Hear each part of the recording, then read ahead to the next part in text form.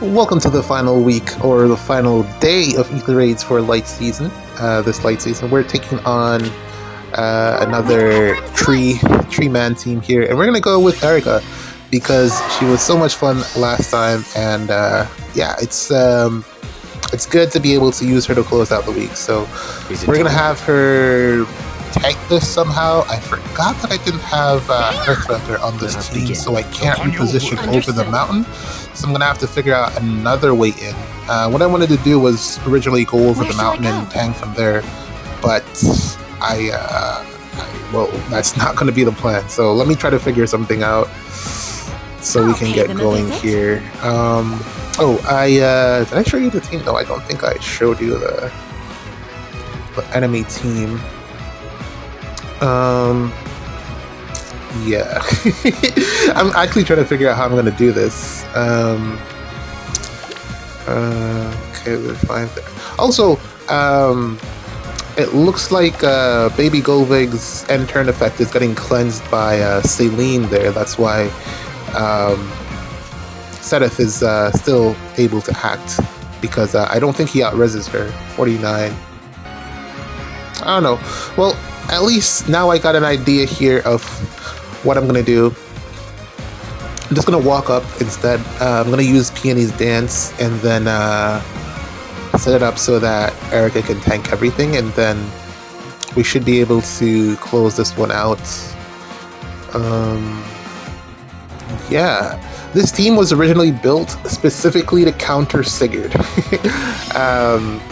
It's also just like a coincidence that it works. Well, kind of, sort of. It just works out that it actually does well with Groot being in the picture as well. But primarily this team is set up to counter Sigurd. Erika, I was trying to figure out why she was just not able to tank Sigurd, and where shall I go? It really boils down to the fact that she needed the support from Gateau. And then a lot of times what would happen is that she would miss the KO when she was counterattacking. So that's why Sedith is here as well. Otherwise, she typically fails to take out Sigurd, which is crazy when you think about it. But it's set up this way to help Erika take out Sigurd specifically. Which, again, this team is, I want to say, hyper-focused on getting the most out of Erika. And it takes a lot of effort, man. It's a lot of work to actually get her to do what she needs, or what she has the potential to do. And I feel like you could probably do something similar, aside from the Vantage, of course, if you set up another team with the same support.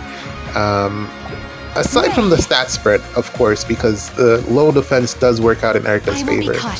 But I'm thinking this would probably work with Brave Marth, for instance, although I don't think Marth would be able to take out Sigurd. I don't think he'd be able to do enough damage to get that done. It works primarily because Erika's green. Maybe a blue unit. Granted, I don't really have a lot of those that are like invested enough to combat against Sigurd, aside from Tamara and Sita, and neither of them really need the help. So yeah, there's that. But yeah, should be able to get most of the units off the board and figure it out from there. That being said, man, I'm really struggling to figure out what to do for defense for Astra Anima season.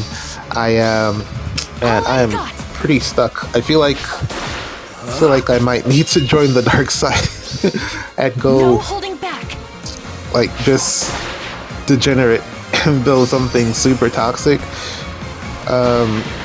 Ceres is bonus, but she doesn't really offer much unless I'm going to drop her Cisco and give her Lagu's friend, and I feel like there's a ton of investment for a unit that I'm probably not going to use for anything else. I mean, she's always going to be a mythic, that much is there, but I don't see myself using her in the future. She's probably going to get power crept. Her weapon isn't the greatest. You can probably eventually at some point swap out her weapon for something else. But yeah, for now, I'm kind of like building a defense that doesn't really have anything to do with her. But at the same time, Ather is a pain. Not Ather. Understood. What's her name? Is it time? Neathhogger. very difficult to take out. And then I go. also like it's I can build a team to take out Neathogger specifically, but that team will lose to Fjorm. Where shall I go? So I'm trying to find a balance to get it to work, and it's really hard. I mean, difficult to get it to work properly. There isn't like a infantry What should I do? green unit. Well, aside from Nino, Attune Nino, I don't want to re-bless her. Upon your So yeah, aside from Nino, there isn't a unit that can fill that role properly, and it's really annoying me. It's really annoying me. I don't know what to do aside from just going full degenerate. I was contemplating putting Hearthwelger in that role, but the problem is Hearthwelger pretty much just steals all of the kills, and it's basically it would end up being just a highlight reel for Hearthwelger at the end of the week, and I kind of don't want to do that. I don't want to do that. Everybody kind of knows how good she is already. I kind of want to highlight someone else. So yeah, I don't know. I'm trying to think it through. Oops.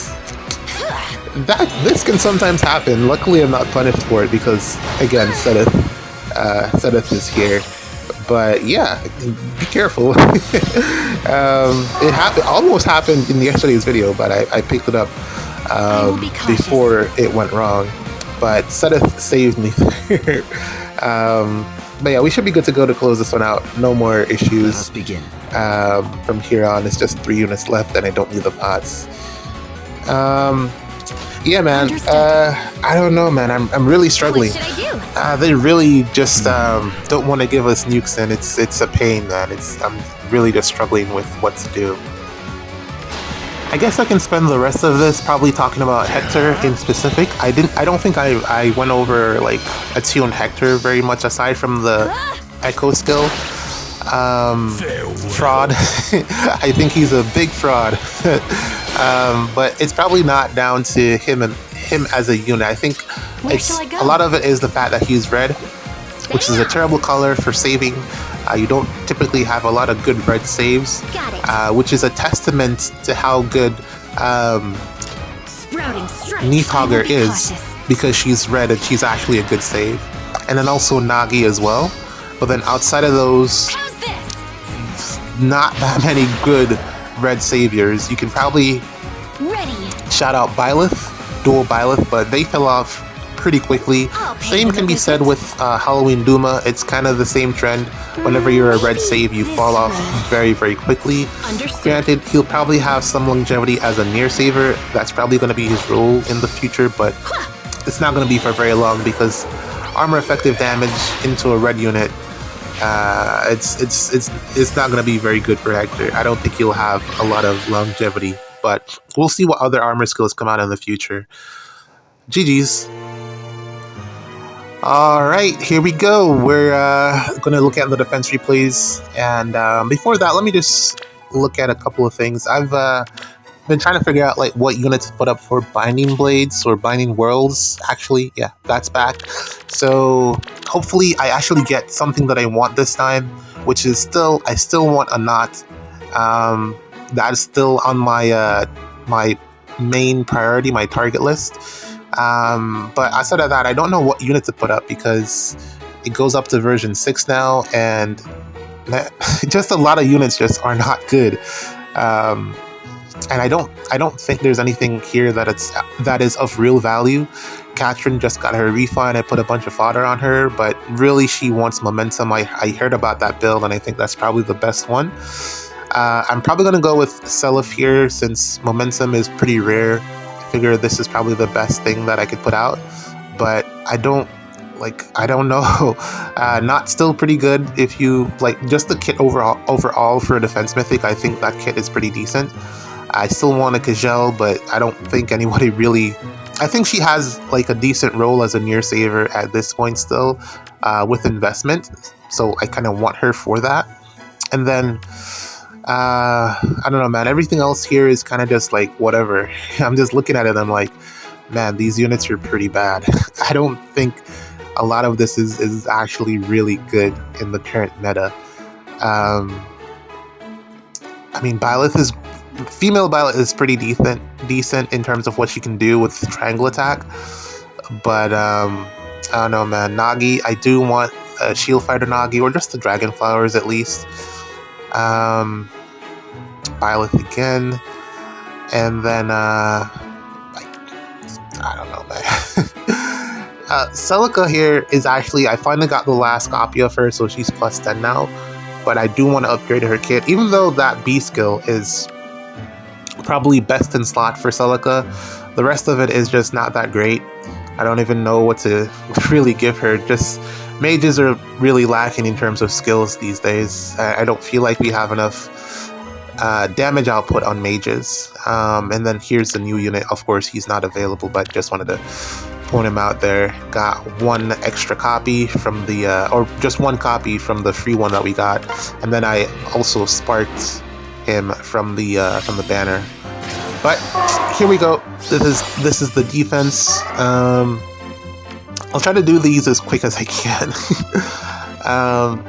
But really, nothing really changed. As I said, I kind of just put him on the team, and yeah, it still works. The team still works. Not really a need to change anything. And this was before Safety Fence Level 2 came out. So, I mean, that's what you're seeing right now. Not sure why he only has 5 units, but yeah, this won't really do anything here either, so you can skip this one. What's this? Let's see here. Oh, right, this one was I thought this, yeah, we're gonna play this one. This is a really nice Tamara build. Some of them supported it, as well as the important null counter disrupt echo. This has gone up in value in terms of just like your tanks, and I feel like that skill has gained a ton of value, even though it was already valuable to begin with. Although I don't know why anyone like, it's kind of, side note, it's crazy how one skill just decimated an entire unit, and I'm referring to the ploy skills and how Robin is essentially just nerfed completely to the ground because of them. This is a really nice Gateau. I didn't consider the Miracle build on him because I think his A skill is pretty good. I wouldn't invest into his A skill. It'll get a refine in the future, so I won't change that. But I think the Miracle build on him with the Goose Friend 4 is actually a pretty good idea. I might actually try that out. But yeah, Tamara with the null counter disrupt echo here, you're seeing a pretty smart play here because they're picking the Embla range because what it does is neutralizes the assigned decoy effect. So just anti-synergy here with what Tree Man here does. It gives you an option that even if you do get hit by the assigned decoy and the stuff that Tree Man does, you can negate all of that by having a unit that will survive against Sigurd set up in this specific area where Embla's debuff is. And then when you're supported by the 80% damage reduction from Gateau, as well as the stone terrain from Lamera, you're probably not going to take a big amount of damage from Sigurd's AoE. The problem is, or what you will see, that happens here is that, well, of course, Asker is exposed because Sigurd can just go around there and attack him. Really, what he should have done was bring the rest of the units a little bit further over into the corner and just leave Tamara out there a little bit more isolated by herself. But Asker is exposed here. So this was probably just a misplay on his part. Probably didn't even consider it when he was setting up his team, which is unfortunate, but good for me because I get the snipe. Because if Sigurd had just attacked into Tamara, he more than likely would have lost that matchup. I would have definitely lost this matchup here. But because of this misplay, we are able to basically just attack into Asker for free, because not only is he the target of the assigned decoy, but he also gets hit with flash. And you see there the AoE damage being pretty much nothing. But because of the flash here, yeah, we are able to. That's like my damage is pretty much just cut in half. Pretty much, this just crazy. And that's a reoccurring theme, as you'll see. Sigurd here try to attack into Gateau and fail to take him out just because of all the defensive support, the loose Fred. Yeah, just cutting all of my damage all the way down. So again, misplay on his part here. I'm pretty sure that if he could take this one back, he probably would, but we got lucky here, so definitely I'm taking it. Or, well, I don't have a choice in the matter, but that's just how it rolled. Tamira doing all the damage in the world, it's crazy. And then from here, there's really not much follow-up play that you can do because everything is covered aside from Tree Man, and that's too many actions to get to him. And what he has here is not getting through my defensive saves. So not a lot of options here aside from taking another hit from Sigurd. Granted, it'll probably go into Tamira, but at this point she has significant damage that Sigurd might get it, but then also Sigurd will probably just attack Gateau. So yeah, not a good place for him to be. And then this is where we started to see the updates from the Fey channel. So this is the first time that we saw the safe defense level 2. Annoying, and you'll see how it plays out in this match, but hindsight, just looking back at it now, well, is it hindsight or just like from where we are now looking at it, it really didn't play that big of a role in this clear, because ultimately the reason that I lost this one was because the feud effect stuck, Embla's effect stuck. So as you can see here, I'm getting hit with the debuff, so he has free reign in terms of being able to attack my front line, and that's pretty much what he does. Nothing I can really do about it. The saves aren't working, and when the saves aren't working, it's pretty much just a free-for-all, and Golvig is able to pick off the units in the front one by one. And this is what I was saying about the structure, the safe defense not actually mattering in terms of this specific offensive team setup. The only way that you can counter this is to bring Freyr into light and dark season, but you're not. Well, I mean, you can do that, but Micaiah is just so good, man. Micaiah, I think I've been using her the most since she came out on defense. She's just so versatile that I just can't see myself dropping her, even for Freyr to counter this specific thing. I think I'm okay with just accepting the loss to this. And they get a free turn here, and they'll get one more free turn because of the safety fence. But then at the same time, I wasn't able to get down there because the flame terrain and also everything that's left is pretty much just all armored units, and they of course only have one range. So yeah. all of my mobile units were at the front, and they're all already taken care of, so not much that my team can do here. And of course the saves aren't working, so yeah, no Micaiah. All he needs to do is sit Embla there, and he gets free picking at all of the save units. I kind of forgot that Nagi had distant counter just built into her weapon, which is, I think, fantastic, because it opens her up to just so much more in terms of build flexibility. I definitely think, like, if you plus 10 this Nagi, she's gonna last you a very long time. She's just a very, very good save, and that's kind of what I was saying earlier in the comparison between her and attuned Hector. I think Hector is a fantastic pick for being the one to introduce the distant counter seal, Echo Seal, but as a save unit, as a far save, and to be specific, not that great. He's nowhere near Fjorm's level, and I don't think he's anywhere near Nagi's level either. I think he's below both of them. Somewhere above Valentine's Myrrh, somewhere around there. Maybe, well, he can't even run Clever Fighter, so let's take that off the table. Shield Fighter on Hector, he still gets hit 4 times in a row. Maybe he'll survive the 4th hit with, Deflect Missile maybe, but he's taking a ton of damage. I don't see him surviving Bernie without Hardy Bearing. So, yeah. And in that situation, Nagi would more than likely live.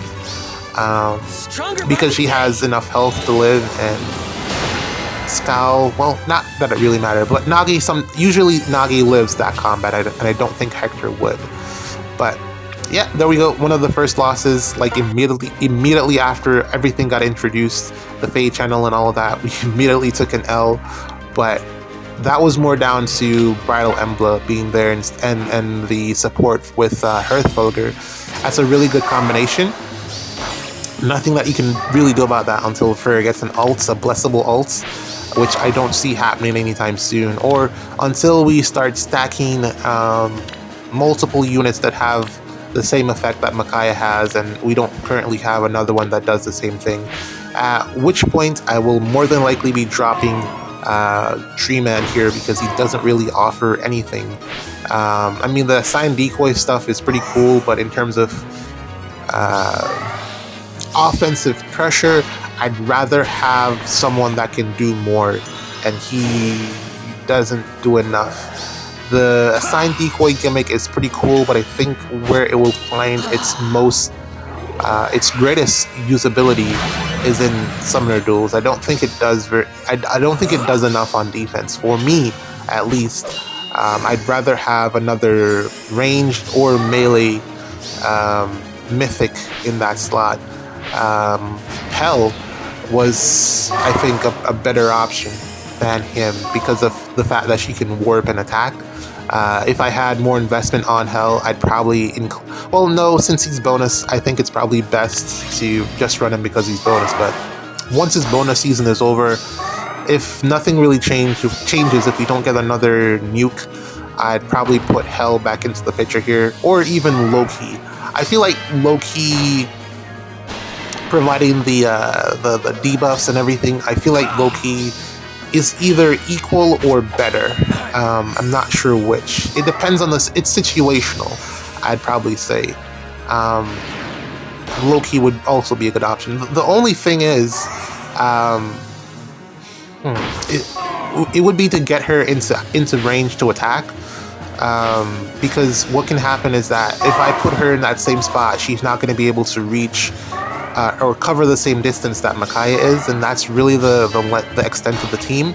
So if you're omni-tanking against, with, like, let's say Tamara, Loki wouldn't really be able to reach, and then that's a snipe, so puts me in a bad position. Whereas in this situation, if I have Tree Man here, the Tamara matchup is more in my favor, because the problem with Tamara is that she has way too much defensive bulk to be targeted by the assigned decoy and the flash. So it will more than likely end up in another unit that's either within two spaces of her, which is bad for Tamara. I guess you could probably send her out there to be solo, but sometimes that might not be the best thing for Tamara. She sometimes usually wants someone within 2 spaces of her to just get her to do all of her stuff. Or is it 3 spaces? I forget. But yeah, I find him so far to be really situational in terms of whether or not he's helpful. I'll probably keep running him for the rest of his bonus season. But overall, I just don't think he offered the most usability. He didn't offer the most support. Yeah, I don't think he offered the most support. One of the things that I wanted to include in his build, which I think would have probably worked out a little bit better, is if I gave him the Celica ring instead of the Sigurd ring, because that would have meant that he would have been able to be a lot more mobile and provide more offensive pressure. But I feel that Micaiah, or I thought at the time that Micaiah would have used the Celica ring better. In hindsight, that's probably something that I would have changed. Just swapped around there, just so that he could be more mobile. Because this what he's doing, the swap and then the cancel away, is really annoying me because it means that he's always in the back and he's then swapping, like, let's say Fjorm, he's swapping her out of position, and that's really bad for me. Now, what I'm showing you here in this particular match is that Marnie is actually able, or would be able, to tank this entire thing. The problem is, or what you're going to see later on, is that he gets, or this particular opponent gets shafted by the bonus unit. There it is. So Lucina comes out here. Lucina is not getting the AoE support, so she's exposed. This is an extra unit that I can potentially target. I think I was saying this in one of my videos. But she's exposed. She's not getting the Gateau support, and then he does something questionable, or at least my opponent does something questionable. Swap here solves the problem, but then he swaps again, which leaves Lucina exposed, and that's the unit that we end up sniping to get the win. If he had left Marnie in the front, probably would have been able to clear this map, but he didn't do that.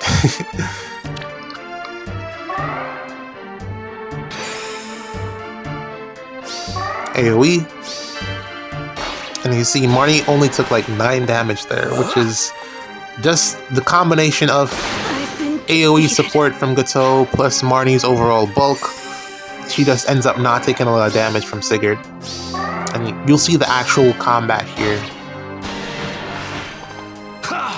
This is something that Marnie would have won within 2 combats. So he had the space, but he did not play this one particularly well. Maybe he thought that Marnie would have lost that matchup. Or maybe he just wanted to sack play Lucina.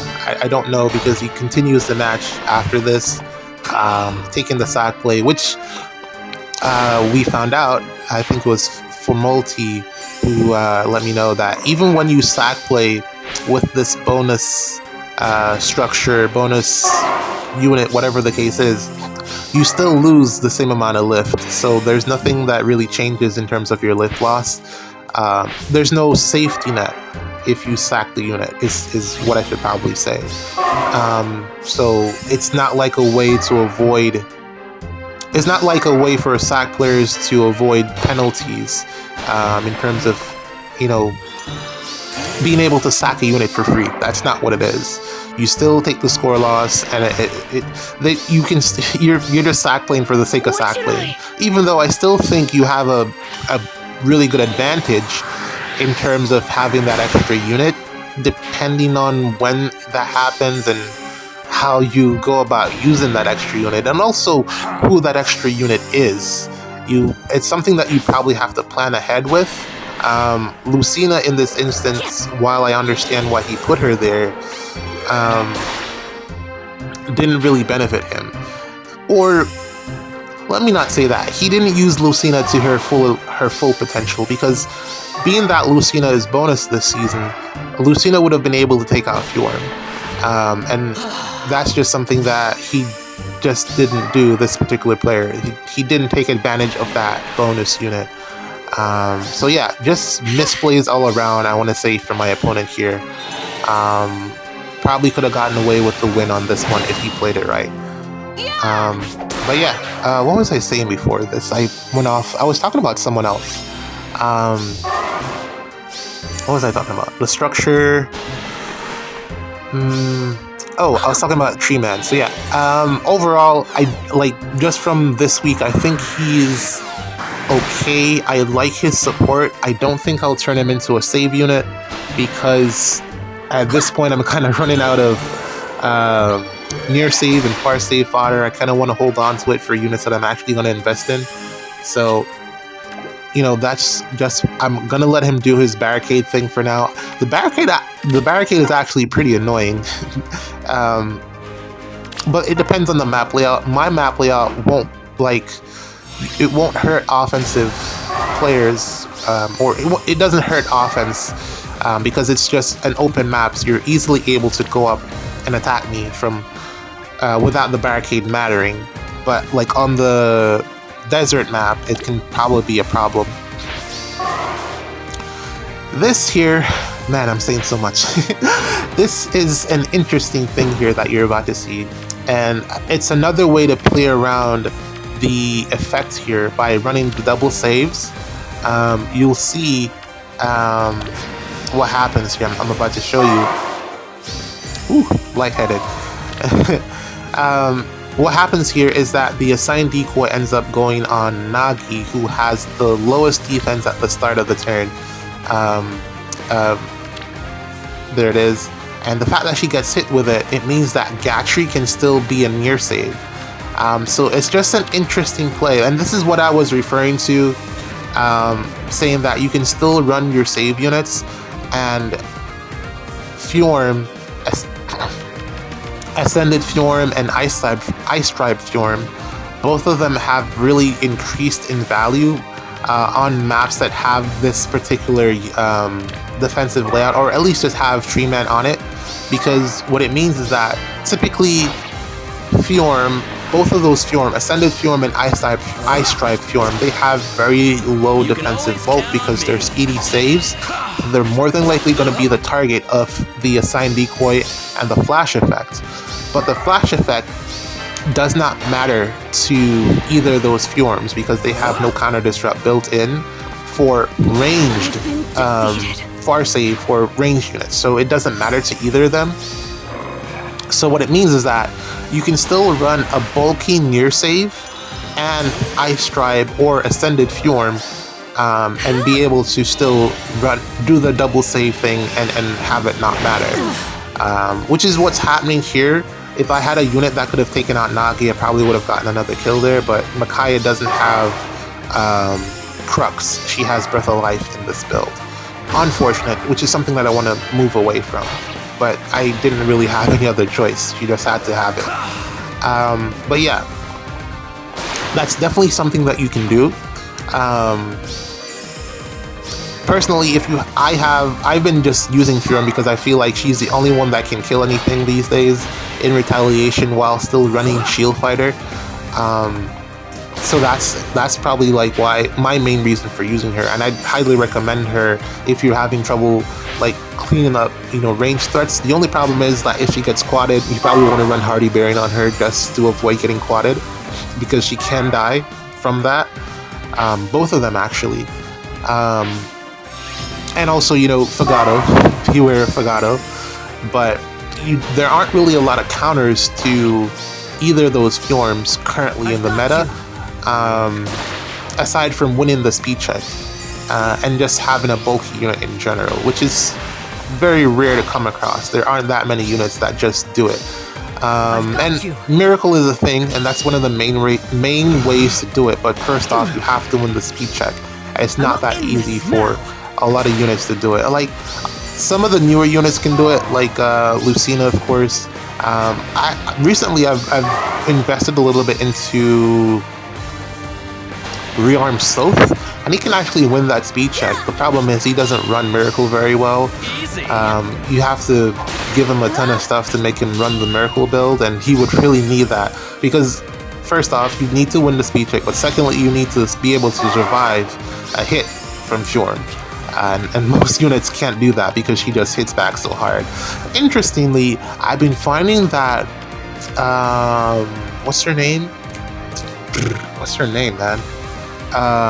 Brave Robin, female, can sometimes survive a hit from Ice Tribe Fjorm as well as Ascended Fjorm, and I don't understand it. It's either down to the fact that she doesn't hit hard enough, or the fact that she just has a ton of flat damage reduction built into her, but it still works out to a lot of the times being not enough. But that is something that can happen. If you beware of that Robin, she can actually get it done. Because most of the time she's gonna outspeed Fjorm, and she can kill Fjorm with the follow-up attack if she lives the counter attack. So she can kill Fjorm on the second hit with her special. She can do that. It is something that she's capable of doing. Okay, so far here you're just seeing more of the same. I think this opponent here misread the range of the team, and he didn't get away effective. Just misplays. I feel like that's what happened here. And again, we're just able to get the kill because of it. And you're seeing here a lot of these opponents have had the level 2 safety fence, but it just has not mattered because the range is small, and a lot of them just aren't sticking to the range or staying inside of the range to take advantage of the safety fence being a thing. But also, I still hate it because, as I said before, there's no real counter to it. If they're able to get it right, you can't do anything but just watch your team get dismantled for 2 turns, and it's kind of annoying to just build a defense that doesn't get to do anything. And there needed to have been a counter to the safety fence. It's been like 2-3 years now since it's come out, and there isn't really a counter to it aside from the catapult, which wasn't originally intended to be the counter, and then Duma, but he's like seasonally locked. So what are we supposed to do in Light and Dark season is the question. But yeah, so far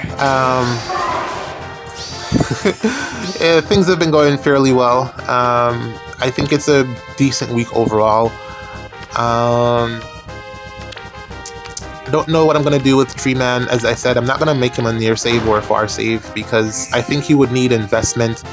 If he ends up, becoming one of those heroes on, what's that banner called again? Choose Your Legends, Choose Your Heroes, whatever it's called. Maybe if I get like copies of him there, then I might consider it, which is what happened with Four Mortis for me. I ended up getting a bunch of Four Mortises, so it made sense for me to then invest into Four Mortis, especially because of that end turn effect. It's really, really good on Four Mortis. But Tree Man here just doesn't offer the same. There isn't a deterrent to attacking into him, aside from the fact that he's going to hit hard, but I mean, for how long? There isn't a real deterrent in terms of attacking into him. And then giving him Shield Fighter, while it works well, Nana's gonna get her Refine soon, and Carla can already one-shot him. So he's just not the greatest near save in my opinion. Alright, that's pretty much all I had to say on that matter. Not much left. This one just came in, so I'm just showing off what happened here. We've already seen the Nagi versus Sigurd matchup so many times. We already know what happens here. Excuse me.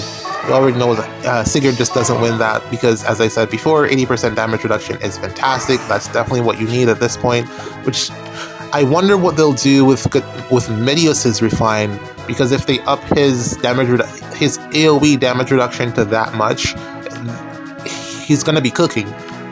With a new weapon, more bulk, I think he'll be a lot better if they up his AoE damage reduction to that much.